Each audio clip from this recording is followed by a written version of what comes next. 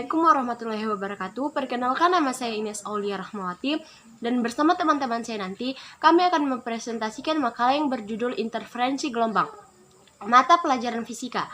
Kami dari kelompok 5 yang beranggotakan yang pertama Putri Rahmadani yang akan menjelaskan tentang latar belakang dari interferensi gelombang dan rumusan masalahnya.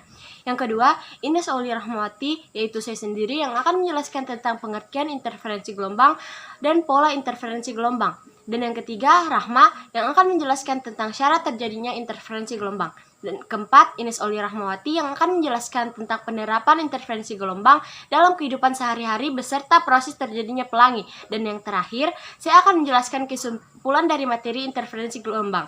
Oke, selanjutnya bisa kita simak penjelasan dari kami.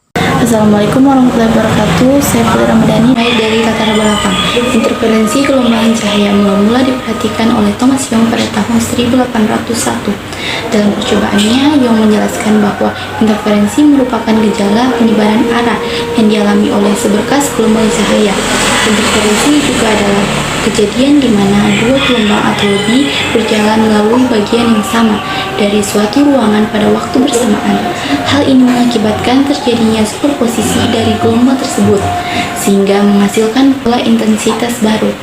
Dua rumusan masalah. Apa pengertian interferensi cahaya? Apa saja syarat interferensi cahaya? Apa penerapan interferensi cahaya dalam kehidupan sehari-hari? Bagaimana proses terjadinya pelangi? Materi berikutnya akan dijelaskan oleh teman saya. Perkenalkan, nama saya Ines Aulia Rahmawati. Di sini saya akan menjelaskan pengertian interferensi gelombang. Interferensi adalah interaksi antar gelombang di dalam suatu daerah. Interferensi dapat bersifat membangun dan merusak. Bersifat membangun jika beda fase kedua gelombang sama dengan 0, sehingga gelombang baru akan terbentuk adalah perjumlahan dari kedua gelombang tersebut. Bersifat merusak jika beda fasenya adalah 180 derajat, sehingga kedua gelombang saling menghilangkan. Interferensi merupakan perpaduan atau interaksi dua atau lebih gelombang cahaya dapat menghasilkan suatu pola yang teratur, terang, gelap. Interaksi adalah hasil kerjasama dua gelombang atau lebih yang bertemu pada satu titik di dalam suatu ruang yang menimbulkan fenomena fisik yang dapat diamati. Pola interferensi terbagi menjadi dua, yaitu interferensi maksimum dan interferensi minimum. Interferensi maksimum adalah gelombang saling memperkuat atau konstruktif, menghasilkan garis terang. Interferensi maksimum terjadi jika kedua gelombang memiliki fase yang sama atau sefase, yaitu jika selisih lintasannya sama dengan 0 atau bilangan bulat kali panjang gelombang.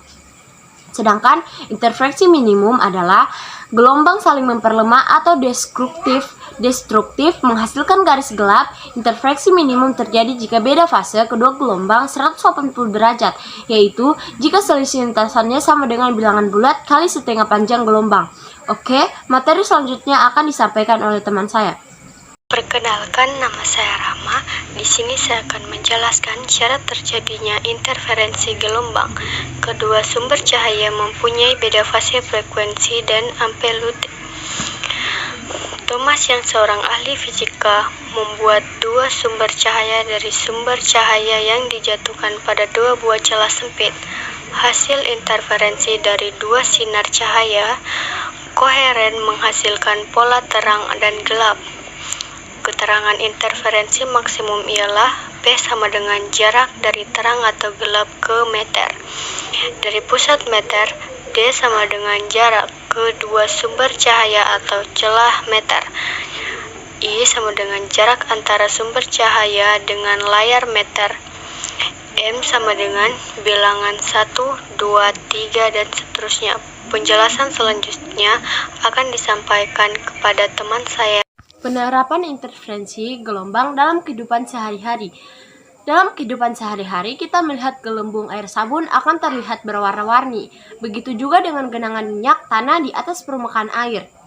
Akan tetapi, sama berwarna-warni, warna-warni pelangi menunjukkan pada kita bahwa sinar matahari adalah gabungan dari berbagai macam warna dari spektrum kasat mata.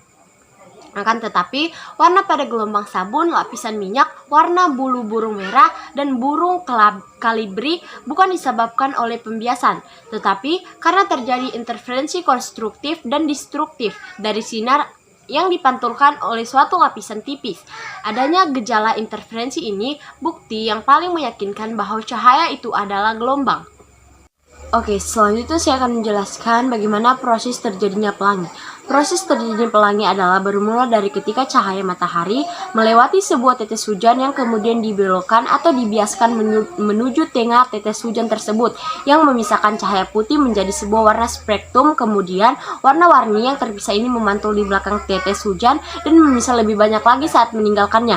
Akibatnya cahaya dapat melengkung menjadi kurva warna yang disebut sebagai pelangi. Materi ini dapat kita simpulkan bahwa interferensi adalah interaksi antar gelombang di dalam suatu daerah.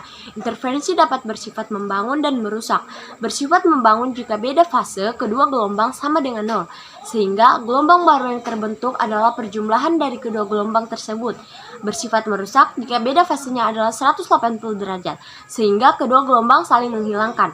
Interferensi merupakan perpaduan atau interaksi dua atau lebih gelombang cahaya dapat menghasilkan suatu pola yang teratur, terang, gelap. Interaksi adalah hasil kerja sama dua gelombang atau lebih yang bertemu pada satu titik di dalam ruangan dan menimbulkan fenomena fisik yang dapat diamati.